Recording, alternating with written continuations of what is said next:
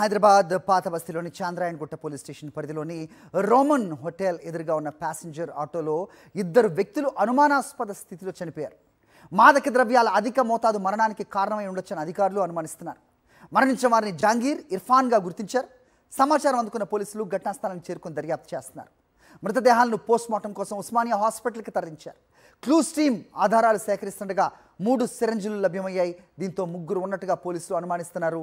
CC footage పోలీసులు check చేస్తున్నారు.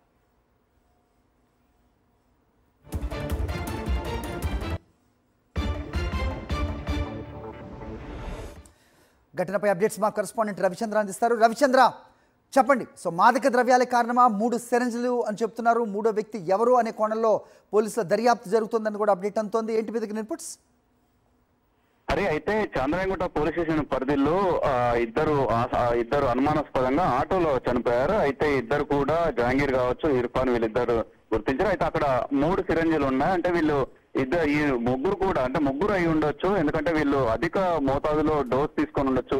మరి మాదక ద్రవ్యాలు, మత్తు పదార్థాలు ఏమైనా తీసుకున్న దానికంటే ఎక్కువగా తీసుకోవడం వల్ల వీరిద్దరు చనిపోయారు. అతను ఈ విషయాన్ని గమనించి వెళ్ళారా, లేదంటే వీరిద్దరికి మత్తు ఇంజక్షన్లు ఇచ్చేసి ఆ తర్వాత వెళ్ళారా అన్న కోణం, మూడో వ్యక్తి ఎవరన్న కోణంలో కూడా పోలీసులు విచారణ చేస్తున్నారు. అంతేకాకుండా సీసీ ఫుటేజ్, ఆ ఏరియాలో ఉన్న సీసీ ఫుటేజ్ ఆ వ్యక్తి ఎటువైపు వెళ్ళారు, అసలు వీళ్ళు ఎక్కడి నుంచి వచ్చారన్న కోణంలో కూడా చూస్తున్నారు. ఆటో కూడా ఎవరికి సంబంధించింది, ముగ్గురు జహాంగీర్ కావచ్చు, ఇర్ఫాన్ కావచ్చు, వీళ్ళకి సంబంధించిందా ఇంకెవరిదన్నా అన్న కోణంలో కూడా చూస్తున్నారు. అయితే వీళ్ళు ఆటో రెంట్కు తీసుకున్నారా, లేదంటే ఏ విధంగా అన్న కోణంలో చూస్తున్నారు. మొత్తానికి మాత్రం ఇది ఓవర్డోస్, అధికంగా మత్తు పదార్థాలు, మాదక ద్రవ్యాలు తీసుకోవడం వల్లనే చనిపోయి ఉండొచ్చు అని పోలీసులు భావిస్తున్నారు. ఇప్పటికే క్రూజ్ టీం కూడా తీసుకొచ్చారు. డెడ్ బాడీని అటు ఉస్మానియా మార్చూరికి తరలించేసి అటు నుంచి కూడా రిపోర్ట్ తెప్పించుకునేట్టుగా ప్రయత్నం పోలీసులు చేస్తున్నారు. హరి. రైట్ రవి.